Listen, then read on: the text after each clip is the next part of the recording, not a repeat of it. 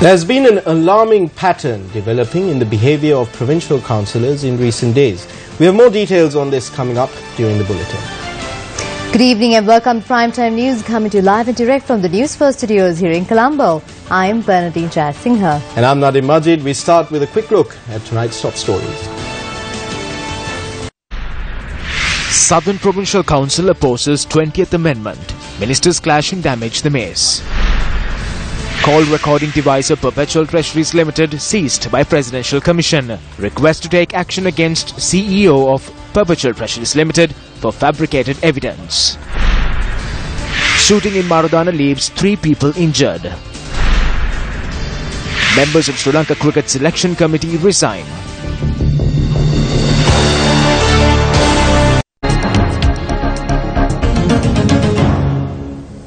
President Maithripala Sirisena today reviewed the progress of the programs implemented by the government to provide relief to those affected by the drought in the country.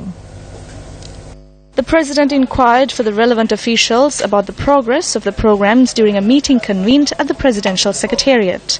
President Sirisena inquired about the implementation of the measures taken to distribute dry rations amongst the economically affected people and also questioned about the progress of the program launched to provide drinking water facilities. The head of state further instructed the relevant officials to purchase 100 bowsers to make the water distribution process more efficient. The President pointed out the importance of preparing for possible drought conditions in the future and laid out the need to be prepared as a country by conducting research and initiating long-term plans. A delegation from UNICEF in Sri Lanka officially handed over 4 water bowsers to the President to further expand the supply of drinking water facilities for those affected by the drought. A week after being defeated at the Uva Provincial Council, the draft bill on the proposed 20th Amendment to the Constitution was defeated at the Southern Provincial Council by 27 votes today. The debate and vote on the amendment was taken up amid an unruly brawl between the councillors. A special meeting of the Southern Provincial Council was convened today as per a request of its councillors to discuss the 20th Amendment to the Constitution. At the outset of the meeting, Chief Minister Shan Vijayalal announced to the Council that the Governor had informed that the draft bill will be taken up for debate in the chambers on the 12th of September subject to amendments. Thereafter, councillors representing the joint opposition requested for a vote on the draft bill. United National Party councillors who opposed the request informed that they would exit the chambers. At that instance, UNP councillor Chandana Priyantha ran away with the mace. The UNP councillor had run away with the mace to a lavatory in the council premises. During the tug-of-war between the councillors, the mace broke into 2. Thereafter, councillors of the joint opposition took hold of the mace and reconvened at the council chambers.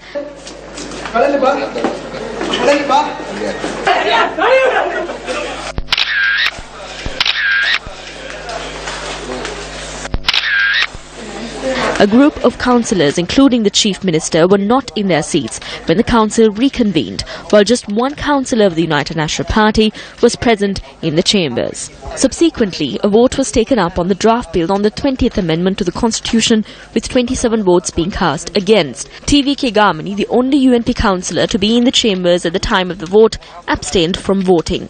Thereafter, Chairman of the Southern Provincial Council, K.A. Somawansa, adjourned the council until the 12th of September. It was the Honourable Governor of the Southern Province who had tabled this draft bill to the Provincial Council. He himself had issued a written notice that since there are amendments to the draft bill, it will be discussed on the 12th of next month for a decision to be taken. Since such an order has been issued, we do not see any legality for any other council to convene before that. And since there is no legal grounds for us to present at the meeting, we walked out. Today's meeting was legal because it was convened by the Governor. We worked according to the agenda. Likewise, the chairman held a vote regarding this draft bill and we used our vote. Today, the chairman of the council took a unanimous and illegal decision in contravention to the letter addressed by the governor. This council meeting is illegal. So to highlight this illegal act, Honourable Councillor Priyantha made off with the mace. The draft bill for the 20th Amendment to the Constitution was presented for discussions based on my recommendations after I received it from the President's office. The date of discussion was postponed to the 12th as it was revealed last night that there were amendments to be made before the discussion. It was also because the Parliament is expecting to bring more amendments to this draft bill. I wrote a letter to the chairman stating this issue. As the governor, I will look into the legal implications concerning this matter. Similar to today's incident at the Southern Provincial Council, the maze was damaged during council sessions at the North Central Provincial Council and Western Provincial Council on previous occasions. The maze at the Western Provincial Council was damaged yesterday when the draft bill of the 20th Amendment to the Constitution was tabled in the chambers. The maze at the North Central Provincial Council broke in two when a motion of no confidence against Council Chairman TMR Siripala spiraled out of control. When public representatives elected by the people's vote behave like elephants on heat, can they meet the people's aspirations? Columbo High Court Judge Sampath Vijay Ratna today granted permission to former Minister Rohit Abegunawardena to travel overseas. A case was filed against Rohit Abegunawardena through the Commission to investigate allegations of bribery or corruption, citing his failure to declare assets worth 41.2 million rupees, which he could not have accumulated during his tenure as a minister, which he served for 2 years and 3 months, and the property he owned. The High Court Registrar was ordered to temporarily release the defendant's passport from the High Court's custody until the 12th of October. The hearing is scheduled to be taken up again on the 12th of October. Sometimes the dog in the village suddenly gets rabies. And what happens when the dog gets rabies? It starts to bite on everything it can get its teeth on. Just like that, this government got rabies and bit Vijayadasa Rajapaksa. Now, with the vote on the 20th Amendment in local bodies, you see all of its members at each other's throat. The principal of a leading school in Panadura, who attempted to solicit a bribe of 25,000 rupees for the admission of a grade 1 student, was sentenced to 8 years imprisonment by the Columbo High Court today. The case was filed against the principal by the Commission to investigate allegations of bribery or corruption, or CIABOC, on charges of soliciting and accepting a bribe for the admission of a grade 1 student for the year 2009. Columbo High Court Judge Kihan Kulatunga also imposed a fine of 2,500 rupees on the suspect. The Bribery Commission arrested the principal while she was accepting the bribe on the 16th of October 2008. Convening a media briefing in Colombo today, Deputy Minister of Social Empowerment, Welfare and Candid Heritage, Samaranayake, responded to statements made by the Bar Association of Sri Lanka that legal action would be taken against him for contempt of court. You are Sillo Mahatmya, The President of the Bar Association of Sri Lanka, UR De Silva, has indirectly threatened us and made a challenge that legal action will be taken against me on charges of contempt of court. First, I must say that I respect the judiciary and its judges. I respect the law. I clearly state that I did not insult or mock the judiciary. I only echoed statements made by people like the former BASL President Upul Jayasuriya, Nagananda Kodituaku, former President Chandrika Bandarunayaka Kumaratunga, statements made by Honorable Prime Minister Ranil Wickremesinghe in Parliament and President Maithripala Sirisena. It is all right if the judges and lawyers who are corrupt get agitated over the statement I made, but there are judges in the country who are worthy to bend the knee to. I see this entirely as a misunderstanding.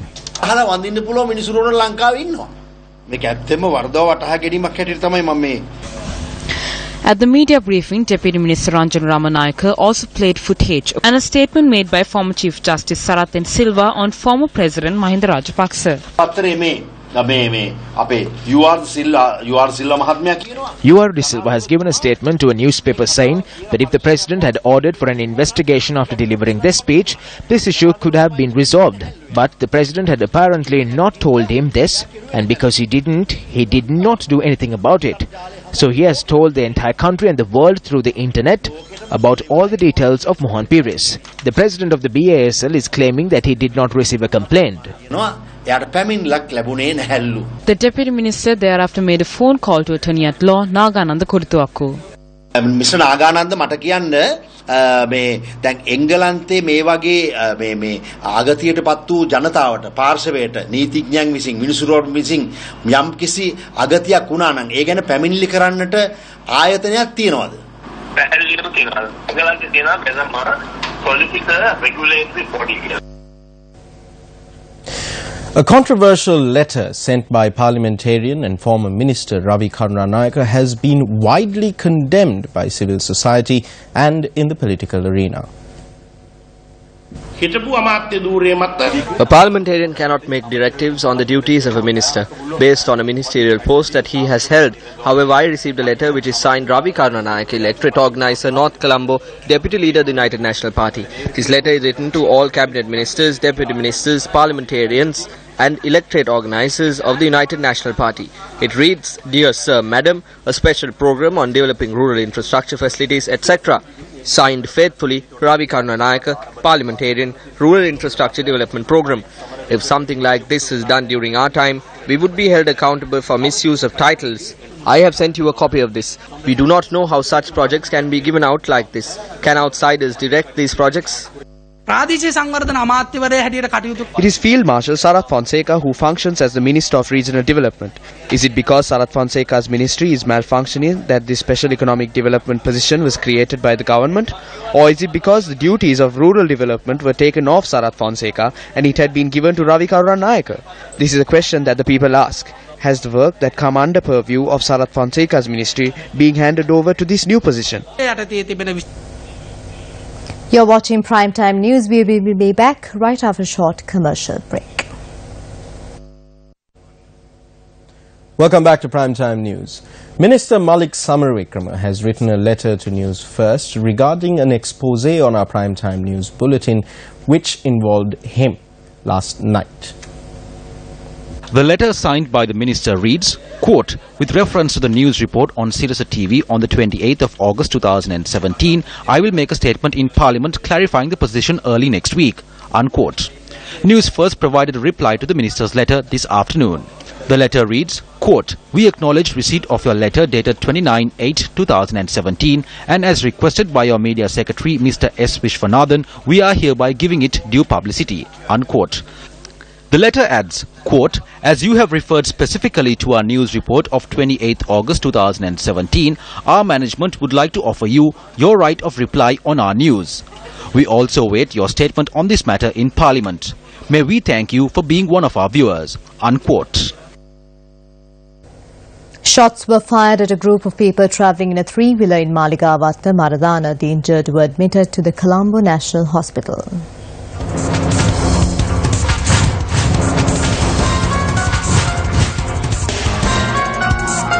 Shots were fired by two people travelling on a motorbike at three individuals who were in the three-wheeler. According to the police, two of the injured were arrested on a previous occasion on murder charges and later released on bail. They were to appear before the Hulsdorf court in Columbo. Police added that according to the information they have received, the individual who carried out the shooting is from Kesselwater and has affiliations to an underworld gang. According to the investigations carried out so far, the shooting was a result of the conflict among a group of suspects at the Valikada prison. They have sustained stomach injuries. Further investigations are being carried out and it is difficult for us to comment on their condition at present. They might require emergency surgery.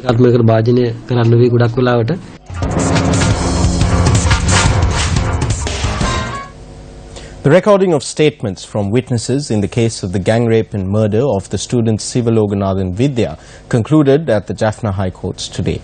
The case is being heard before a three-member bench chaired by the High Court Judge Balendran Shashi Mahendran. The 7th, 8th and 9th accused of the case gave their statements at today's hearing. Statements were also recorded from Judicial Medical Officer of Jaffna, Sendilnathan Mayuran. Giving evidence before court, the wife of chief suspect of the case, Swiss Kumar, said that on the day of the incident, her husband was in Colombo with her. In his statement, Swiss Kumar said he was tied to a pole and attacked by a group of people in the Velene area on the 17th of May 2015 while on his way to Poonkuritivu.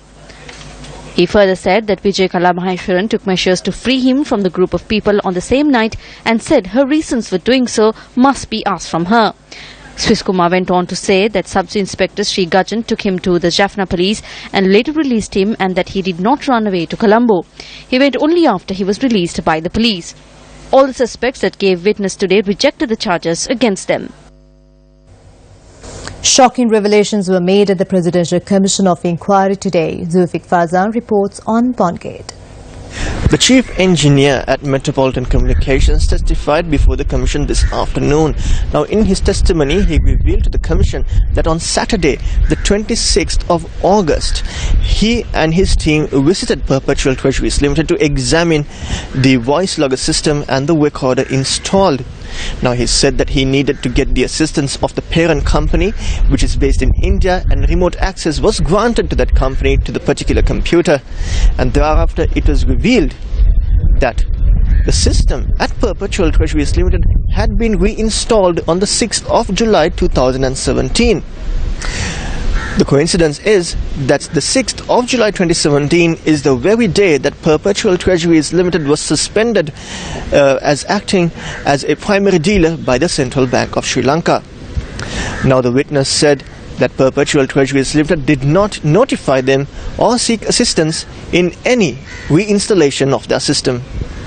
When Metropolitan Communications Private Limited visited PTL, it had discovered voice calls from the 1st of February 2015 to the end of June 2016 had been removed and copied back into the respective folder in the system, and all the data files were missing.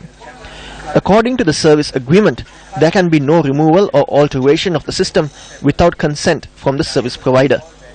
Metropolitan Communications Private Limited, in assistance with its parent company Extend Technologies, submitted a report to the Presidential Commission. Perpetual Treasuries Limited had requested for a voice logger system in 2015 from Metropolitan Communications Private Limited. The system provided by Metropolitan Communications Private Limited saves all voice calls as WAV format files in one folder and the details of the calls as a database in another folder. It came to light that in June 2015, Sachit Devatantri, the IT person from PTL, had sent an email to Metropolitan Communications Private Limited citing an error in the system. The error was that several digits of the incoming call number are not displayed in some calls. The chief engineer of Metropolitan Communications Private Limited, N. Dharmaratna, said this issue was completely rectified in December 2015. In an affidavit, the CEO of Perpetual Treasuries Limited, Kasun Palisena, had said the system does not indicate the caller ID or call time, and calls are only reflected as serial numbers. The chief engineer of Metropolitan Communications said that statement is a lie and the system contains all details of any call. He is not sure if PTL is in fact using the PC that was originally provided to them with the system. The detectives from the Criminal Investigation Department had visited Perpetual Treasuries Limited and seized the call recording system and the backup. The system is now sealed and held under the custody of the Secretary to the Commission. The CID detectives had recorded a statement from Sachit Devatantri, the person in charge of IT at PTL, last night. This morning, Additional Solicitor General Dapulaji Livera requested the Presidential Commission to take action against PTL and Kasun Palisena for contempt and providing fabricated material as evidence, and alleged the Commission is being misled. During the cross-examination of PTL CEO Kasun Palisena, Senior State Counsel Shahida Bari pointed out PTL bid at high volumes at auctions with minimum cash in hand and manipulated the market rates. She pointed out that Kasun Palisena had prior knowledge to sell the securities to the EPF and other government funds. Palisena said he reported to Jeffrey Aloysius on the actions of Perpetual Treasuries Limited. However, when he wanted advice on company matters, Palisena had consulted Jeffrey Aloysius and Arjun Aloysius. Newsfirst's island-wide anti-corruption campaign continued in several parts of the country today.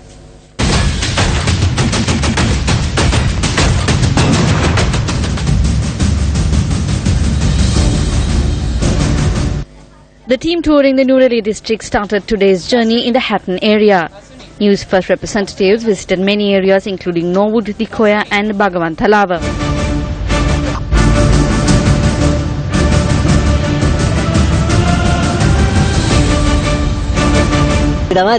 We are the fools. We give and wait.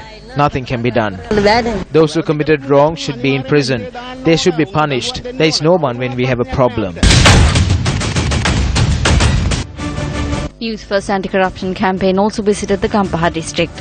People of areas including Tiharia, Yakala, Miriswatu raised their voice against corruption.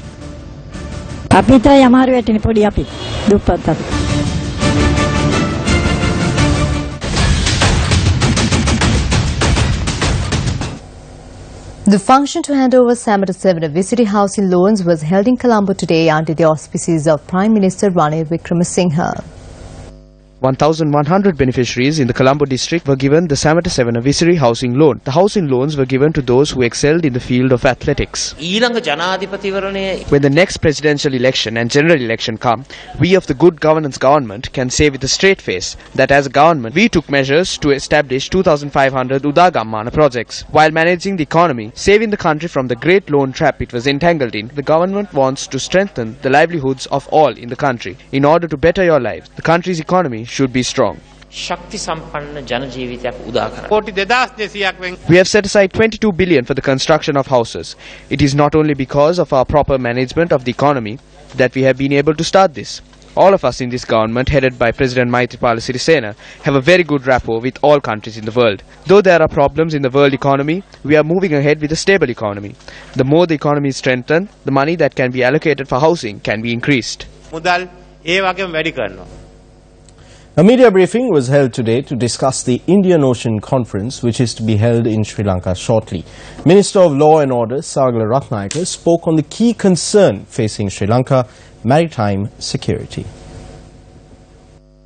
For Sri Lanka, drugs is one of the main issues. Sri Lanka is a transit point for mass-scale drug dealings. Even the LTT used to smuggle drugs and weapons to fund their cause. You need money for weapons. You have to find your money. You need money for a cause like that, and the easiest way to find money is drugs and weapons, dealing in that. But the war is over and the LTT is no longer there. But the world drug cartels still operate. Sri Lanka is located strategically where it's a good place for transiting. So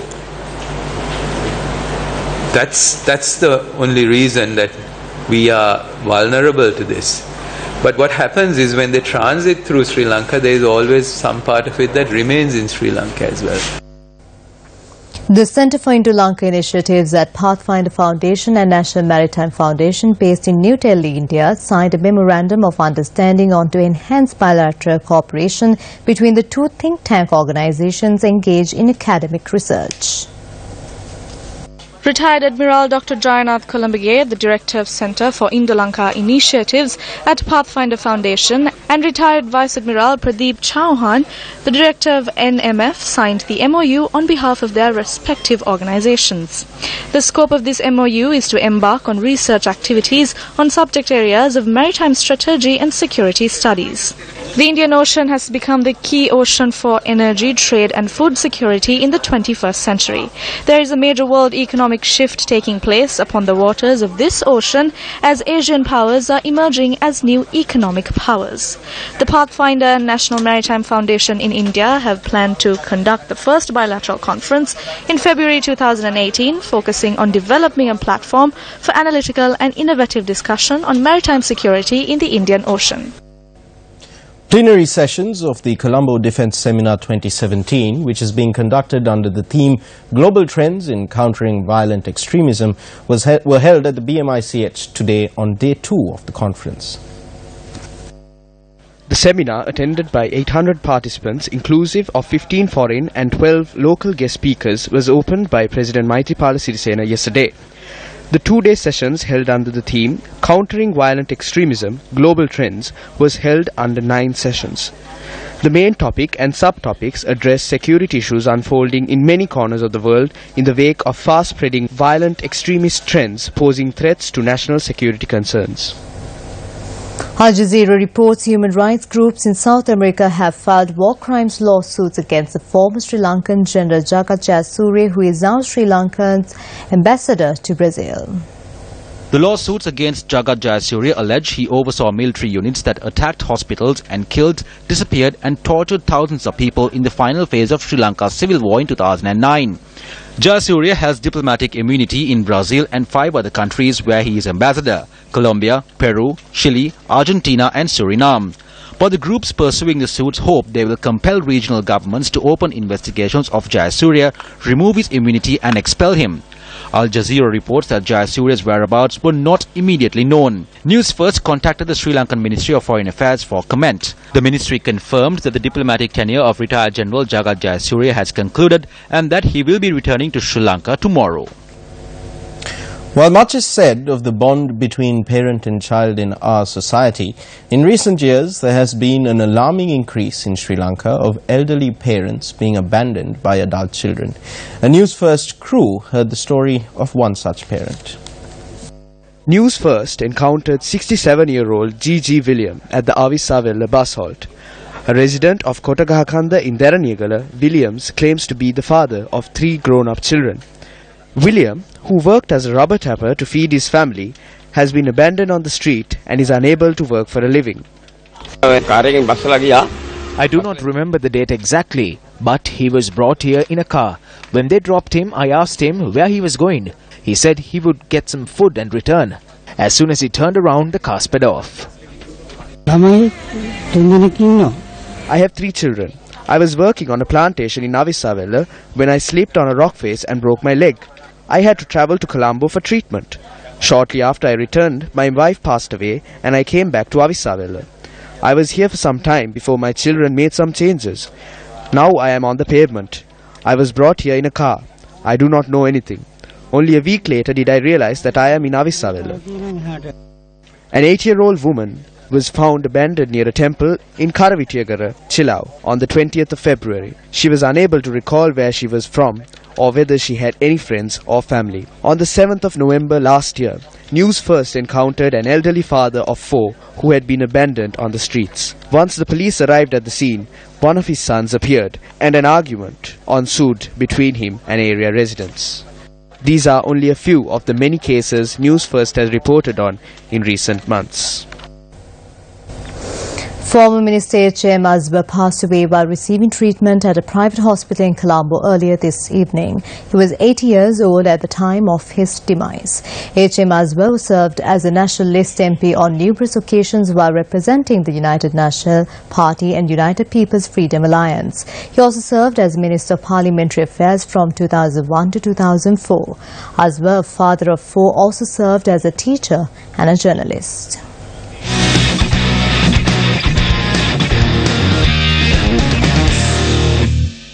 The latest in the saga of Sri Lanka cricket, Chairman of the Selection Committee of Sri Lanka Cricket, Sanath Jayasuriya, and the other members tendered their resignations to the Sports Minister today. The 4-member selection committee of Sri Lanka Cricket, headed by Sanath Jayasuriya, was appointed by Minister of Sports Dayasiri Jayasekara on the 1st of May last year. Members of the selection committee were former Sri Lankan cricketers Ranjit Madhurasinghe, Romesh Kalvitharana and Eric Upashantha. Former Sri Lankan cricketer and current manager of Sri Lanka Cricket, Asanka Gurusinghe, was included into the selection committee on the 12th of April this year. A communique issued by Sports Minister Dayasiri Jayasekara says the members of the selection committee issued a joint letter citing their resignation. The letter further reads that their resignation would come into effect from the 7th of September. Lasith Malinga has been appointed as captain for the 4th One-Day International against India. Malinga will lead the side in the absence of Chamara Kapugedera, citing an injury. Kapugedera was named as captain after Upul Tharanga was imposed a 2-match ban for maintaining a slow over rate in the 2nd ODI against India. With that, we wrap up Primetime News. I'm Bernadine Jayasinghe. And I'm Nadim Majid. Stay tuned to TV1. An exclusive interview with Pakistan's Acting High Commissioner to Sri Lanka, Dr. Sarfraz Ahmed Khan Sipra, is coming up next. Good night and good luck. Pakistan will provide a dedicated pavilion to the Export Development Board of Sri Lanka at the Expo Pakistan 2017 in Karachi, which is happening in November.